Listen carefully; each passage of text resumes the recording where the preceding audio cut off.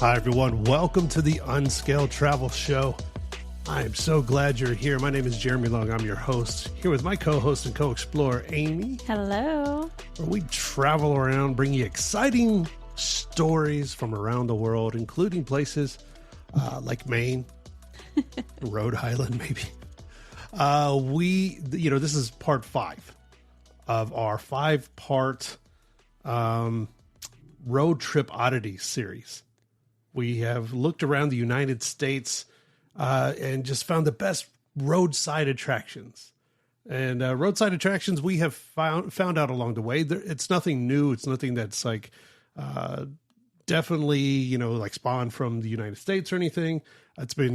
Roadside attractions has been around since the Roman times. Right. People would set up shop, weird things. So, tourists or people passing by would stop and spend some money, take a gander, do some things like that. So we're focusing on the northeast part of the United States in this episode, Rhode Island, Maine, different things. And so what better way to kick this off than, two of, I know your favorite things, ice cream, number 1. Yes, absolutely. And creepy puppets, number 2.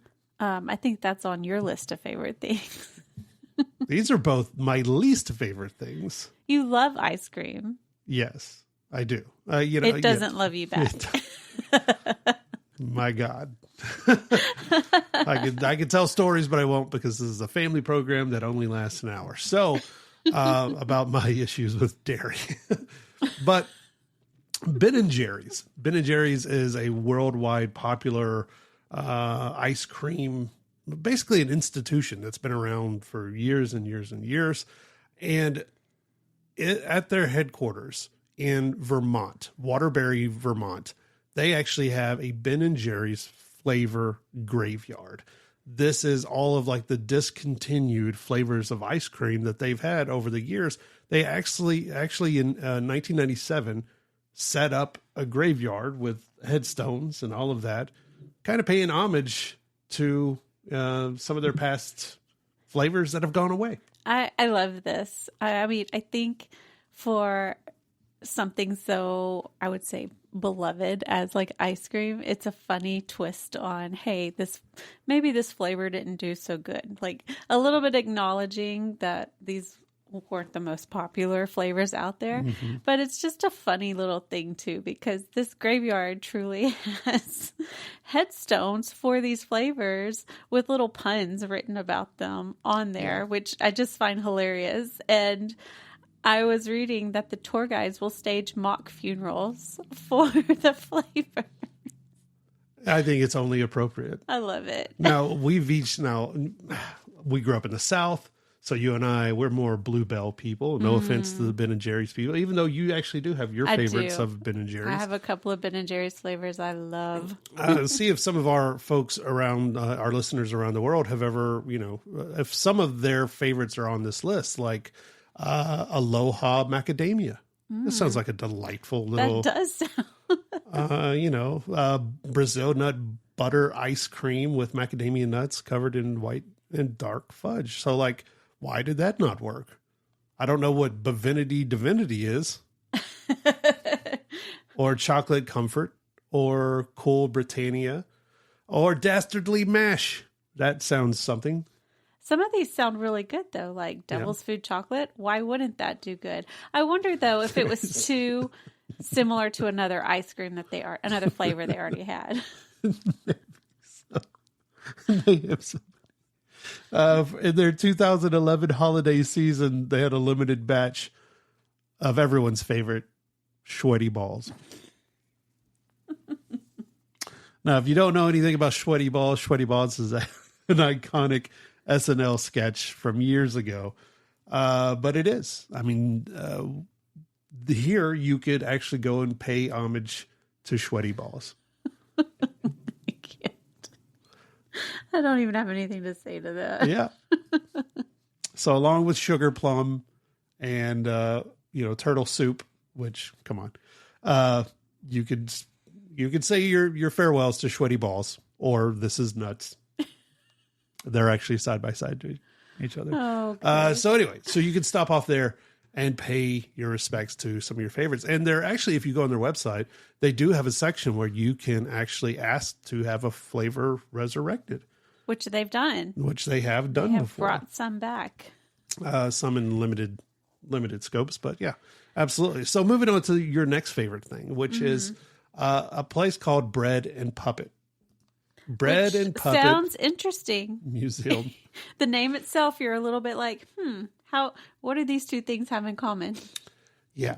Bread and Puppet, right? So it's how do you explain it? It's the wire and rod puppets, but some of them are huge and they put on. They're like the big paper mache type puppets, not like the big ones that you'll see like in parades. Mm-hmm. And it's a theater.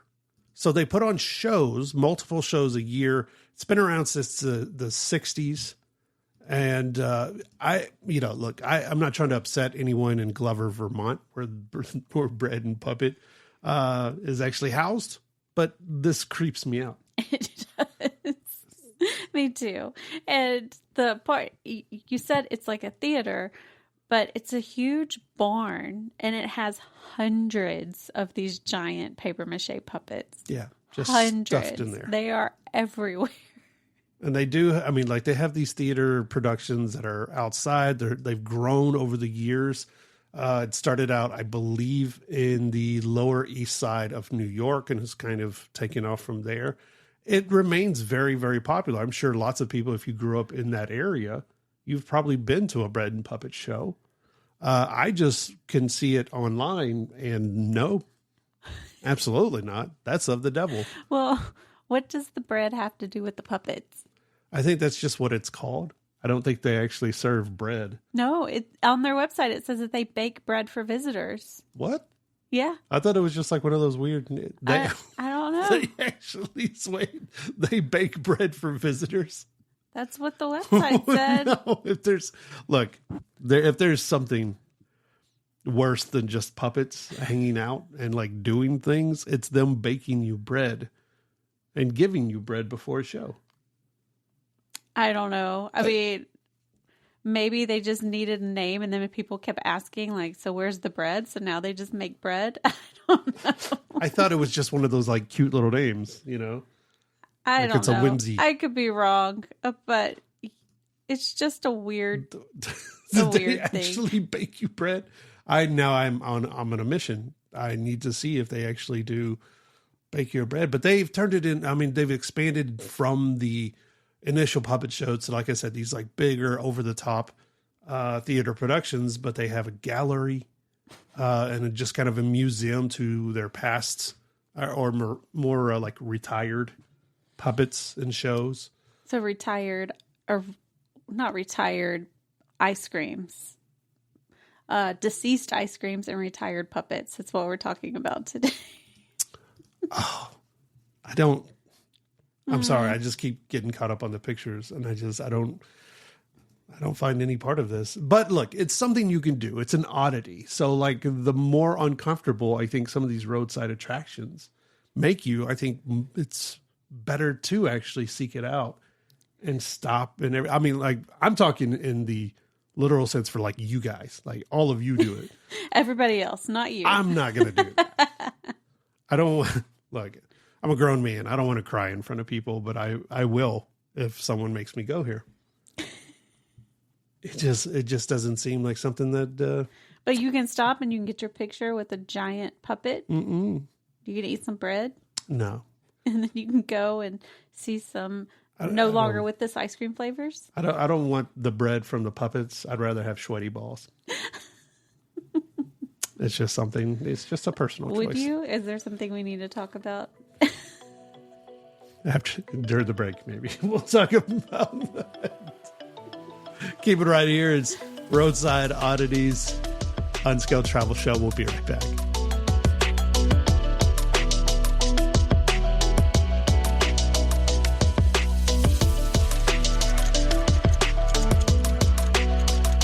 Unscaled Travel Show is brought to you by Diamondback Land Surveying. For all your land surveying needs, contact Diamondback Land Surveying at 702-823-DBLS.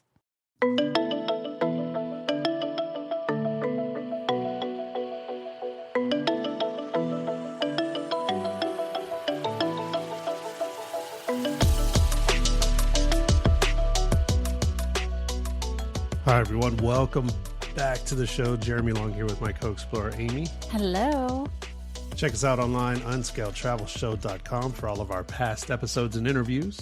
All the good stuff right there on unscaledtravelshow.com. We're talking about roadside oddities that you should definitely write it into your plans when you're making road trips across our many, many miles of highways and byways in the United States to stop by. And, you know, some of these things are, if you go back through some of these episodes, it's like things you'll spend some time doing.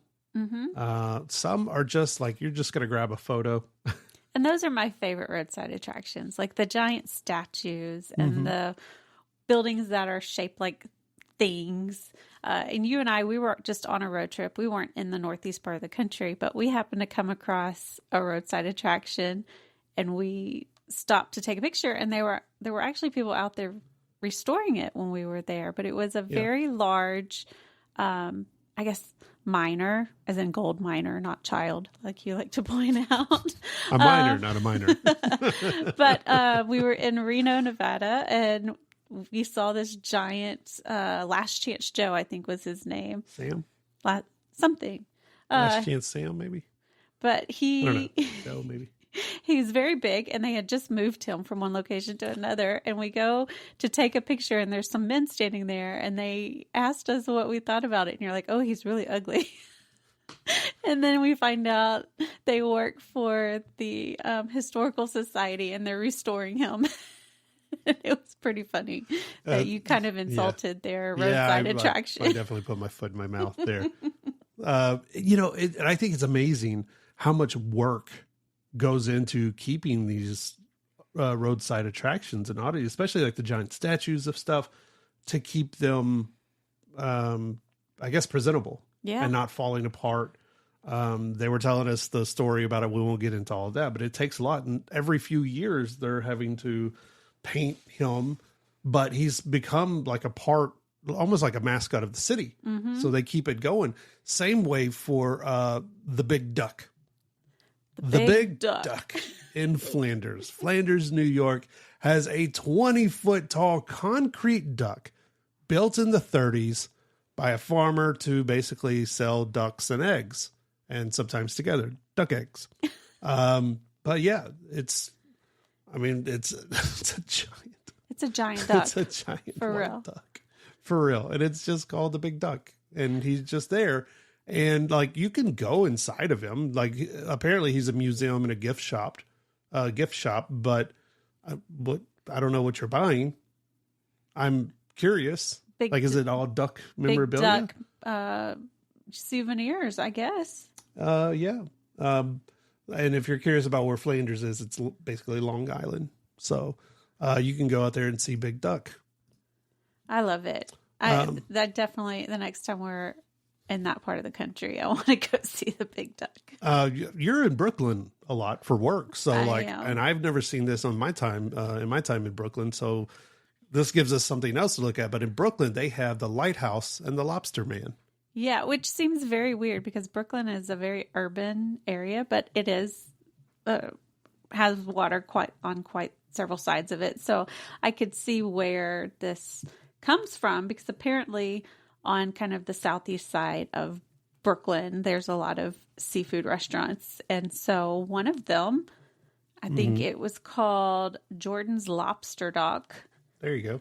They have a 12-foot tall statue of a lobster man in a yellow slicker with his lobster traps at his feet. And next to him is a not functional lighthouse.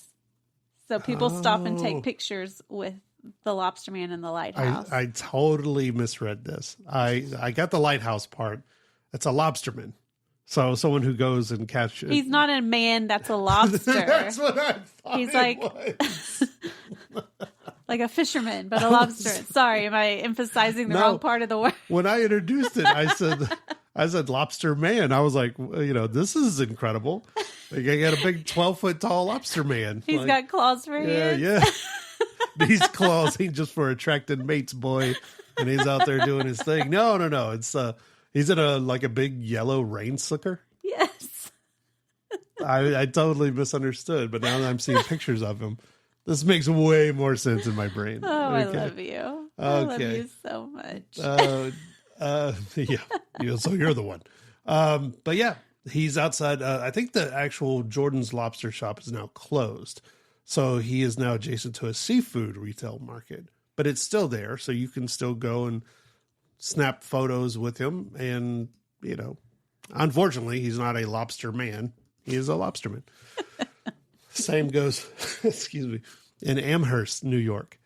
There is a shiny hand, a giant shiny hand. That's Ringo's from the Beatles. Ringo Starr's giant shiny hand is what they call it. Do you think he cast his hand for them to make this? I don't Or they just know. made a hand and are like, yeah, it's supposed to be Ringo. So it's modeled after Ringo Starr, who always flashes the iconic V-shaped fingers, whenever he's photographed. And there's only said to be one other big hand like this in public view in the United States, and that's actually near Ringo's home in Beverly Hills. So this one in New York, or all the way across the country at Ringo's house. Really? Why does Ringo have one of these at his home? I don't know. I guess because he doesn't want to do that. He can just be just point to it and be like, go take a picture near that. But yeah, it's Ringo's shiny. Okay. That's interesting. I wonder, do they keep it polished? They have to, right? I mean, this kind of metal would, I think. I'm sure somebody goes out there and does the ground maintenance and maybe cleans it off every now and then. Yeah. It's very shiny. Oh, Chuck. Oh, Chuck is that guy. He's always out there trimming the hedges and shining Ringo's hand. And he wants $15 an hour for it. So between the big duck, the lobsterman, not the lobster man, and the lighthouse, and Ringo's giant shiny hand, which one would be at the top of your list to go visit? I think the big duck, because you can go inside of it. I like ducks. I mean, It's from a just distance. fun. I like It's ducks from a fun. distance. I don't know if I want to be inside of a duck. I don't know. It just seems fun. Well, I mean, you know what? The more I look at it, he looks friendly. He looks like, does the duck have a name? He's just called the big duck. Yeah, it's right next to the men's club. Appropriate. I'm trying to see. No, I don't think. Yeah, it's just the big duck.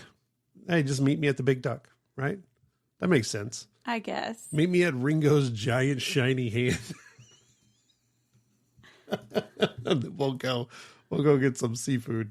These are all fun photos, though. When you're driving and you see this and you pull the car over and y'all hop out and you take that group picture in front of the giant duck or the shiny fingers or the lobsterman, since it's not lobster man. These are fun photos to share with people after your trip. These are photos that you're going to make somebody sit through the slideshow. Remember that from your grandmama? I do. We used to. Unscaled Travel Show. Keep it right here. We'll be right back.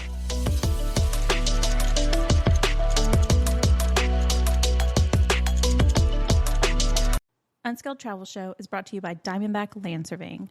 For all your land surveying needs, contact Diamondback Land Surveying at 702-823-DBLS.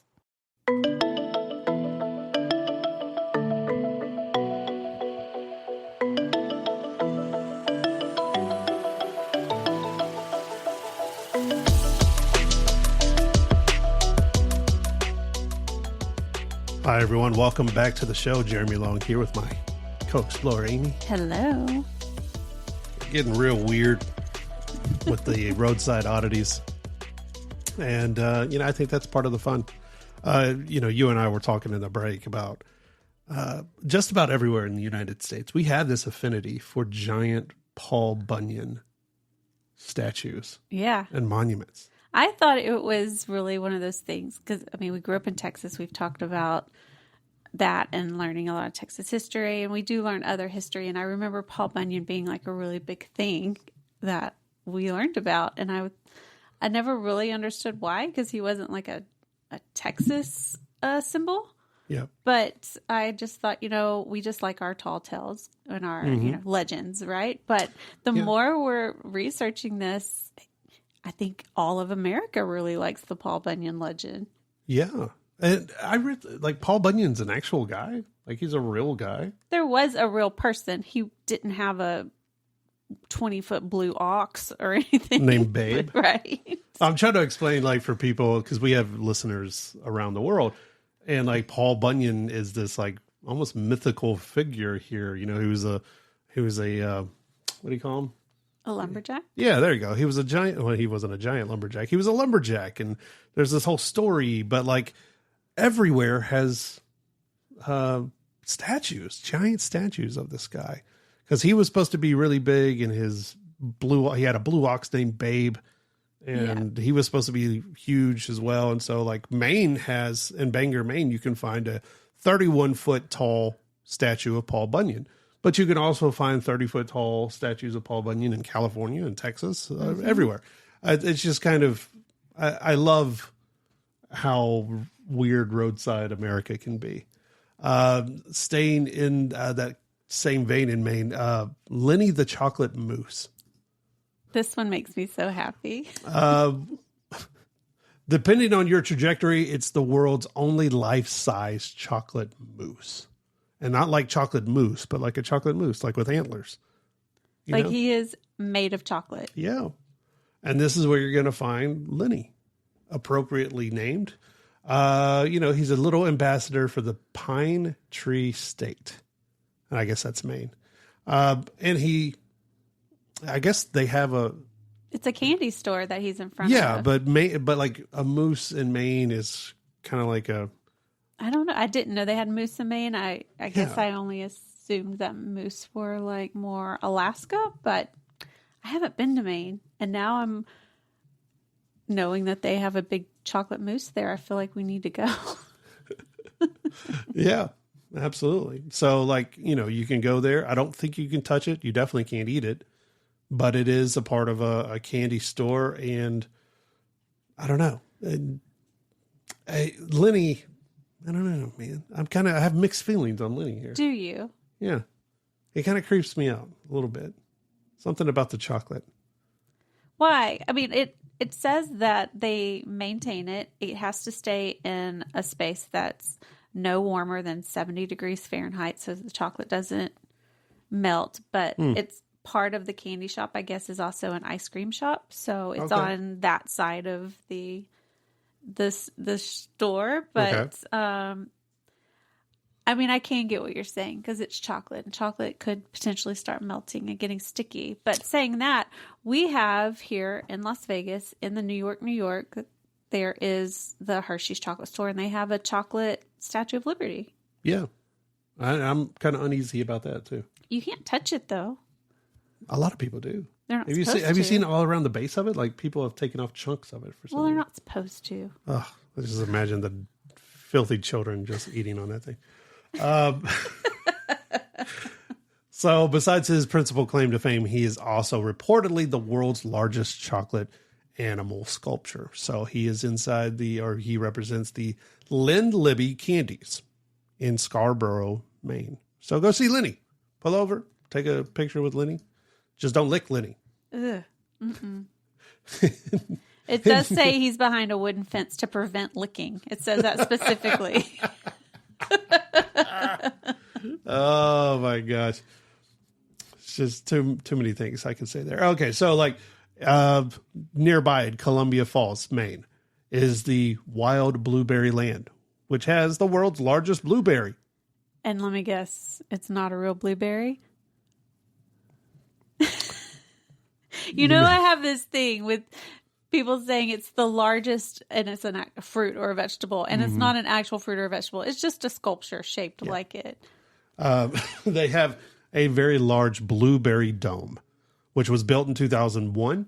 And it represents, I guess it serves like the blueberry farmers and chefs, because Maine apparently, why do I not know anything about Maine? I didn't know they had mooses, or blueberry farmers. I'm sorry, I didn't know that. But it serves as a gift and coffee shop, but it's a kind of an outlet for their blueberry jams, jellies, sauces, vinegars, all kinds of stuff made from their delicious, delicious blueberries. So they also Wild Blueberry Land, which evokes a berry-crazed version of the now gone, sadly, Xanadu Home of the Future, a look that would benefit any roadside fruit stand, hoping to grab attention of passerbys. But that was the whole point. This was how they marketed their shops or their farms or whatever it was to people on the highway. Yeah. They would put this giant sculpture, in front of it so people would see it from a distance and be like, what is that? I need to pull over and find out. Excuse me.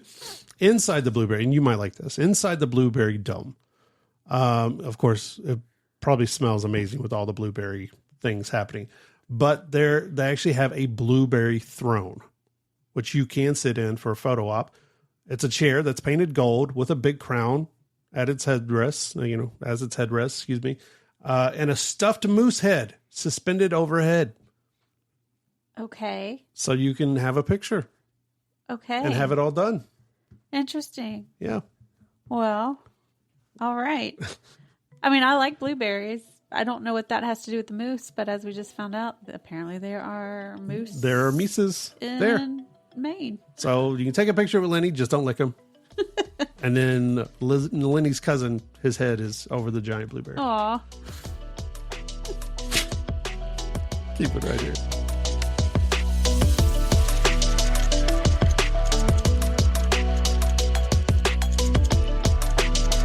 Unskilled Travel Show is brought to you by Diamondback Land Surveying. For all your land surveying needs, contact Diamondback Land Surveying at 702-823-DBLS.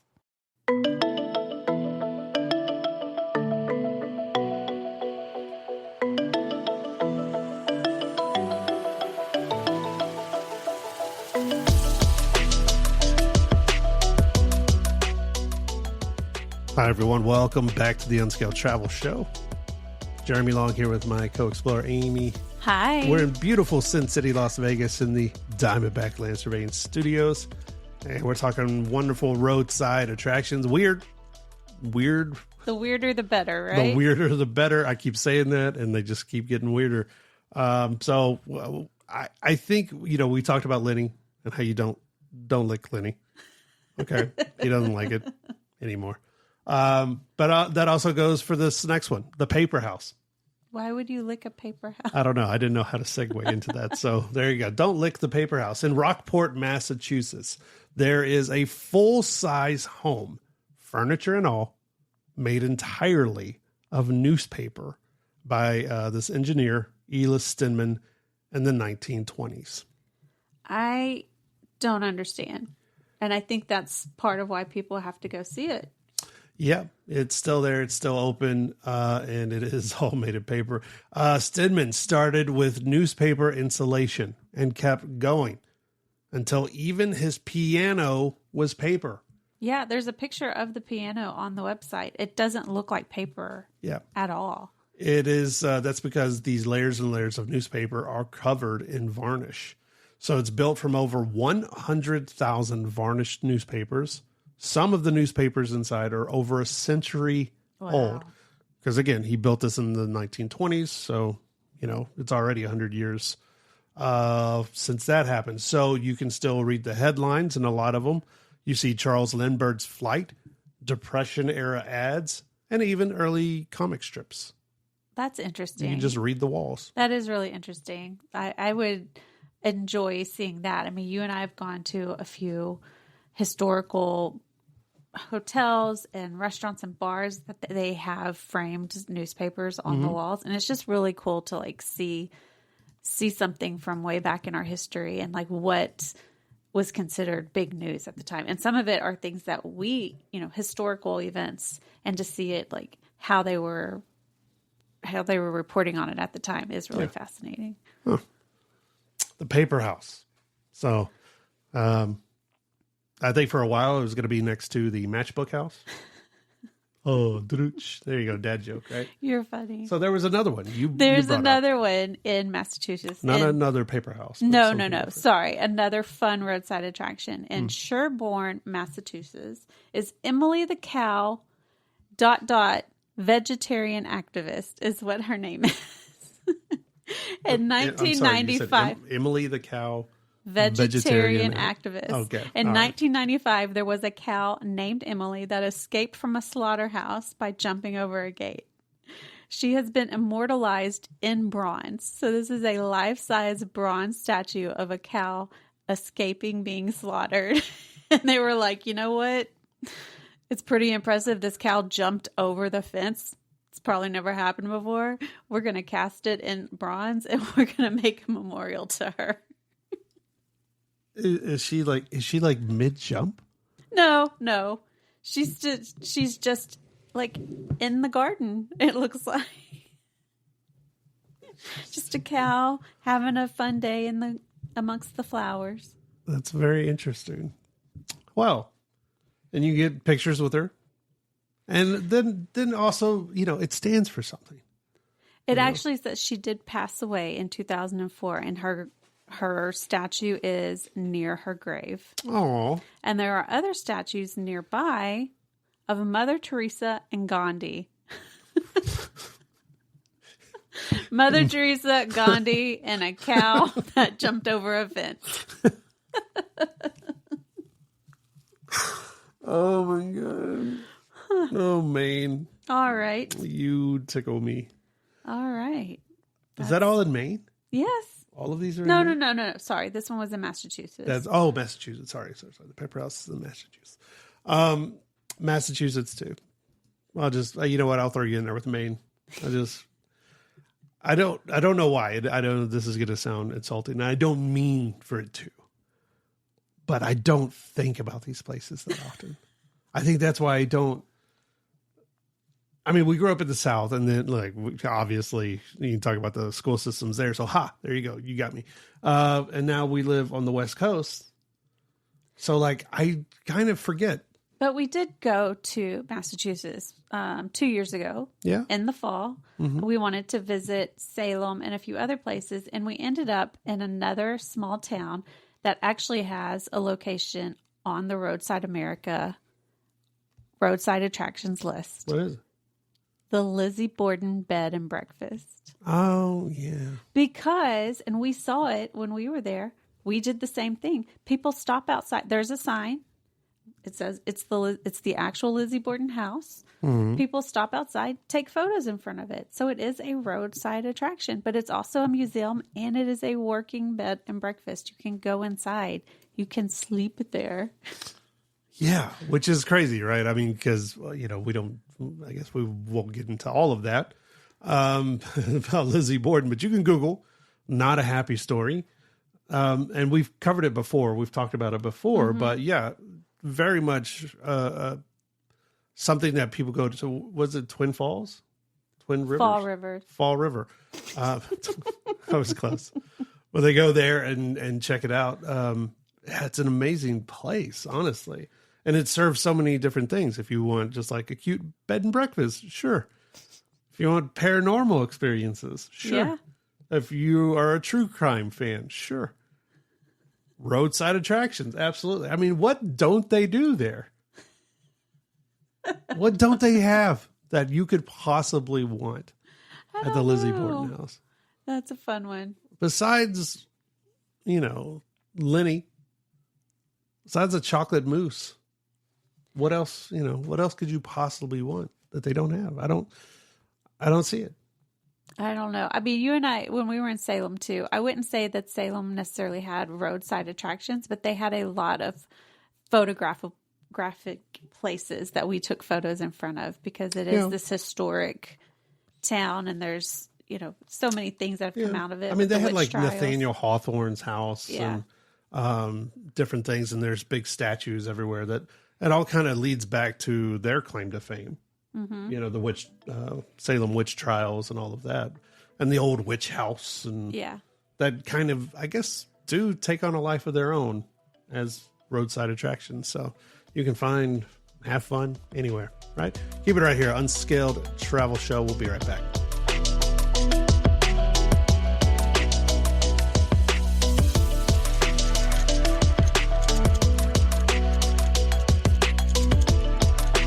Unskilled Travel Show is brought to you by Diamondback Land Surveying. For all your land surveying needs, contact Diamondback Land Surveying at 702-823-DBLS. Hi,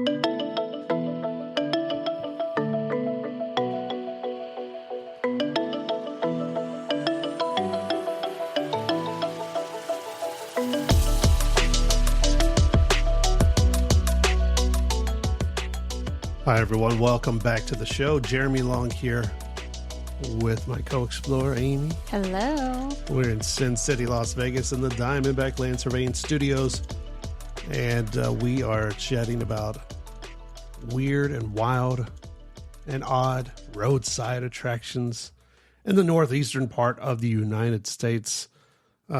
Millions upon millions of visitors to the United States, and even people who live here take off on road trips. I mean, and they cover hundreds of thousands of miles of highways every single year. In fact, we're getting ready to head out on yet another one to go see some oddities and some fun things along the way. But, we were talking about different things in Rhode Island and Massachusetts and Maine. My God, Maine. We're going back to Maine. And Springfield, Maine, is home to the Dr. Seuss National Memorial. Now, this one is probably a little bit more beloved, right? It's more whimsical, I should say. So it is a whimsical bronze sculpture garden featuring Dr. Seuss's most beloved creations like the Cat in the Hat, Horton, who heard a who, the Grinch, who stole Christmas, and of course the Lorax, little guy with a mustache, Right. like a Sam Elliott mustache, which is really cool.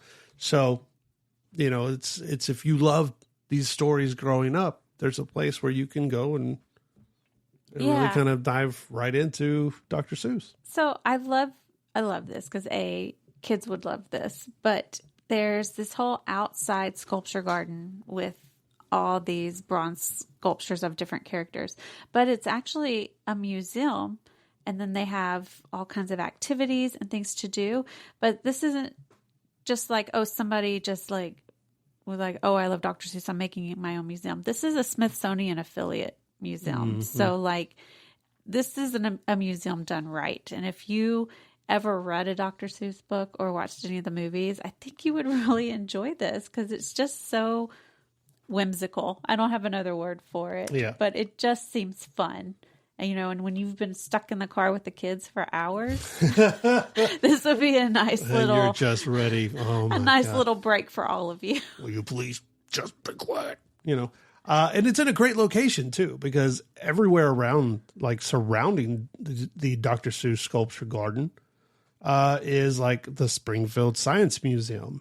They have a Museum of Fine Arts that's right next door. Another art museum that's around there. So it's like not only this one thing, but you get out there and you could spend some time outside of the vehicle and like stretch your legs and go see some art and go see a lot of this stuff and like kind of, I don't know, get some pictures of your childhood done in real life. Right. I mean, for me, that's part of the fun of the roadside attraction. It's like it breaks up the long drive. You get to get out, walk around, see something interesting, maybe a little bit odd, take a photo, and then get back in the car so you don't spend 13 hours straight driving. Well, in Providence, I don't know if you'll like this one. In Providence, Rhode Island, they, of course, are known for a lot of things in Providence. I can't name them off the top of my head, but they are home to the world's largest bug. It is called the Big Blue Bug of Providence. It's actually a termite that is 58 feet long. Oh. And which is, for those out there wondering, 928 times the size of an actual termite. Oh, goodness. It was built around 1980 and costs $30,000. It's made of steel, fiberglass, and it weighs 2 tons. Wow. Yeah. No, I don't want to see that. I'm good. Yeah. So, I mean, you've been worried about cockroaches taking over the world. No. They already have this giant bug there.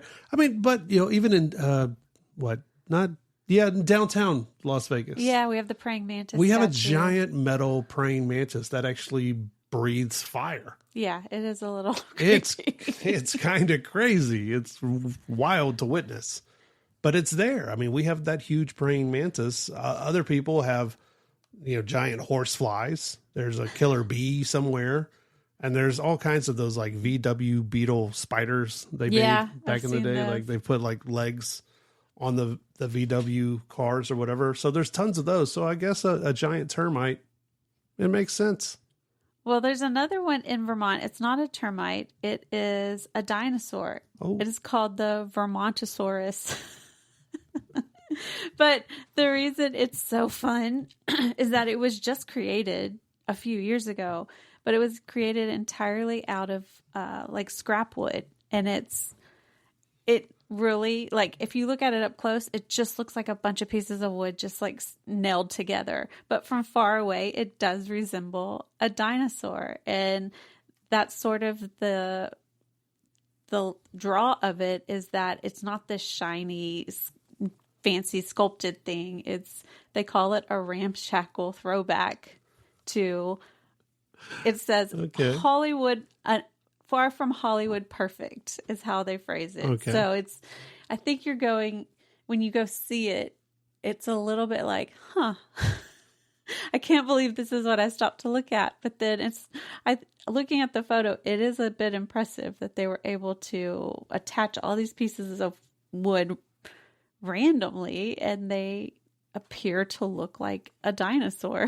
And what was its name again? Vermontosaurus. The Vermontosaurus.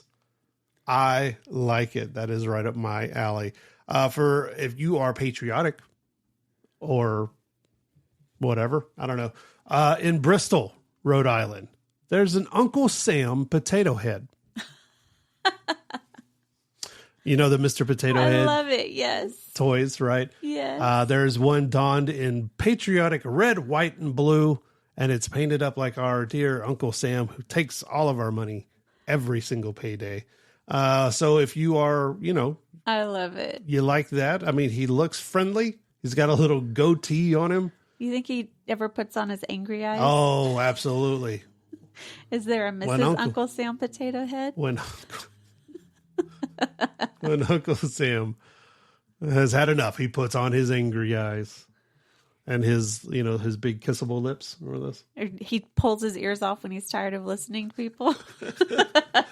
Well, this one, you look at him. I mean, he's waving. He looks very friendly, but he doesn't have his ears in. So that's why he's happy. He got tired of people asking. That's why he's happy, because he doesn't hear any of that BS, right? But Bristol is actually home to the oldest Independence Day celebration in the United States. Really? It goes all the way back to, I don't know, the first one? Were they the first one to do it? I guess so. I mean, it had to be. So he stands there very proudly in Bristol, and he stands on the front lawn of their dear senior center.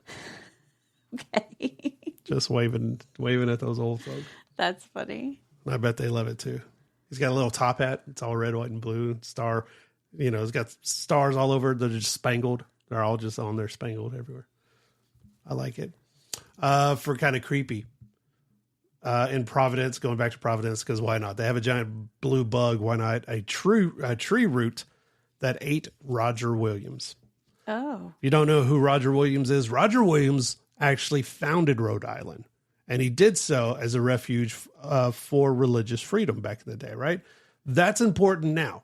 But apparently it wasn't that important to the people back then. So when Roger Williams died in 1683, he was just kind of shoveled into an unmarked grave. Nearly 200 years later, before 200 years later before someone decided to dig him up. And when they did, they found that the tree next to it had grown into his grave. Oh, my goodness. And it actually looked like the tree itself. And you can go see this tree root? Had consumed his body. Oh, my gosh. Well, that's a little dark and morbid. And you could go see the tree root, man. That's so cool. I don't know if cool's the right word. It's something, man. You tell those kids, y'all behave. This tree root's going to get you. Keep it right here. It's the Unskilled Travel Show.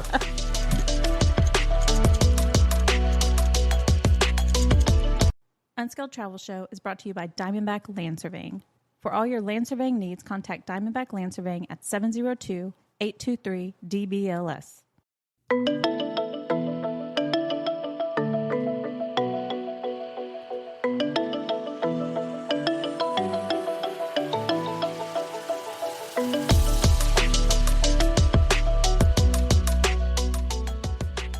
Hi, everyone. Welcome back to the Unscaled Travel Show. We're in Las Vegas, Nevada in the Diamondback Land Surveying Studios, talking about the roadside oddities in the northeastern part of the United States. Go back and check out our other episodes on roadside oddities. Lots of fun. Southwest, West Coast, down south, Midwest, all kinds. So this is like a little lightning round. Okay. You know, we're not going to do I don't know. We're going to get some in there because the northeastern part of the United States is just a weird and wonderful place.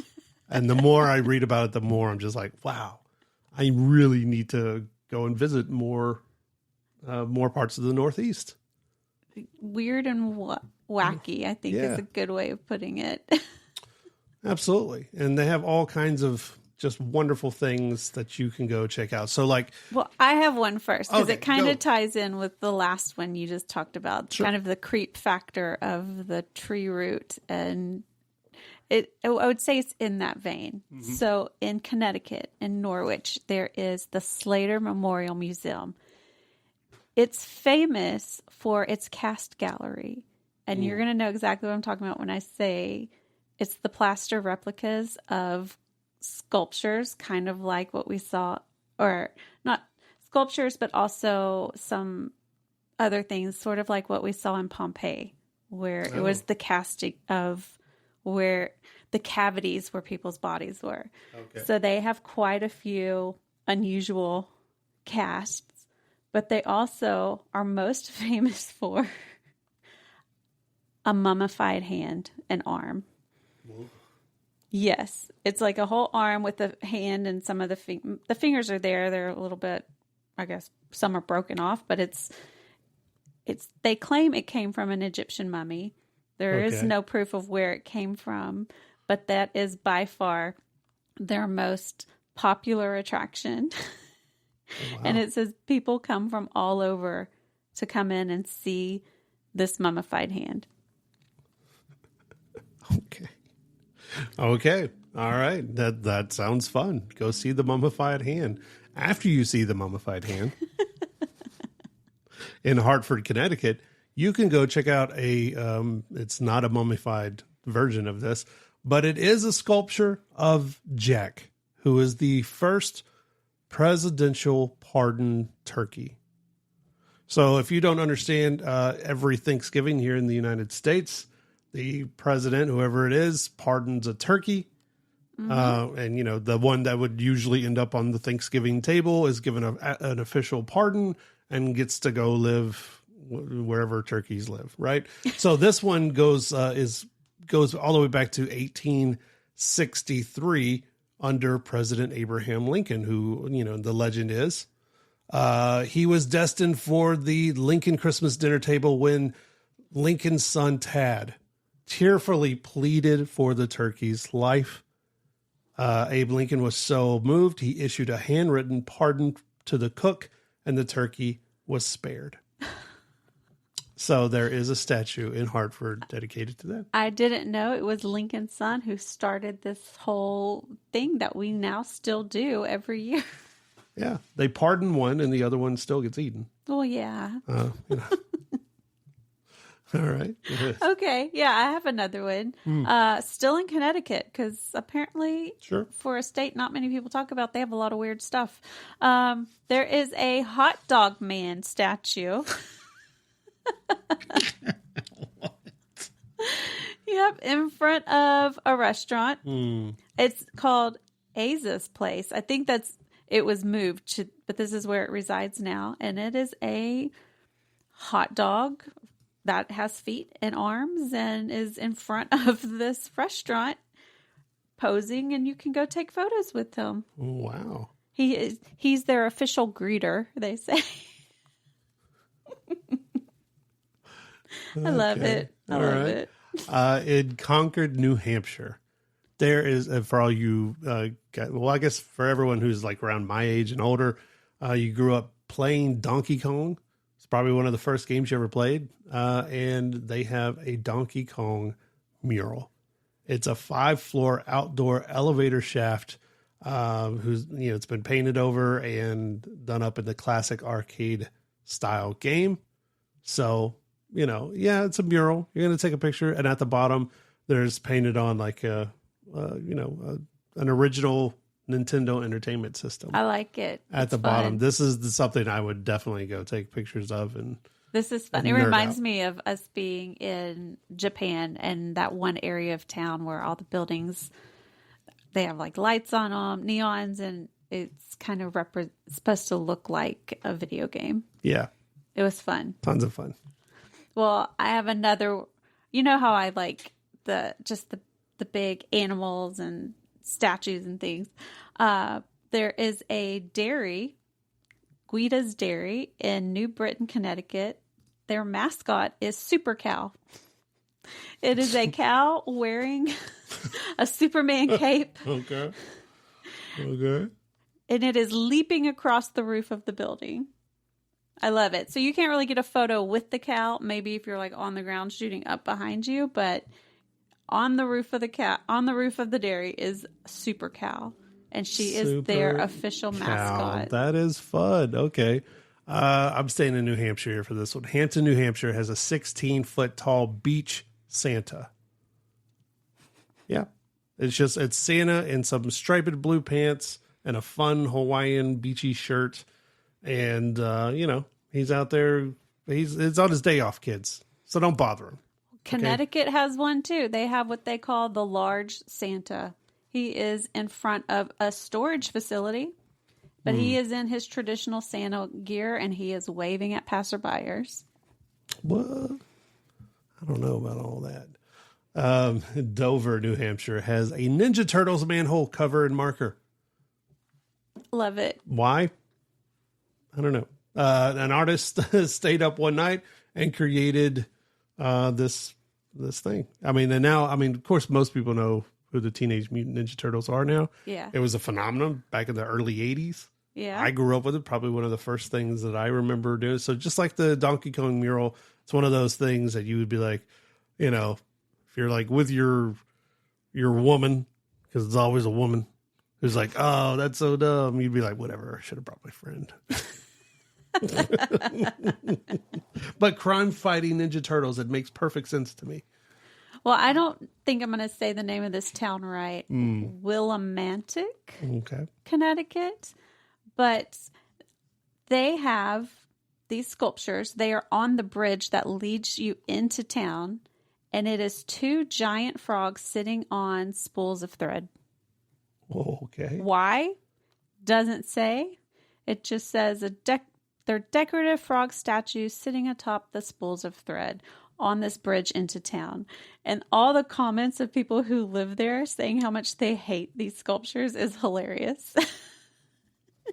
Why do they hate them? They think they're ugly. Fun. Okay. That's even better.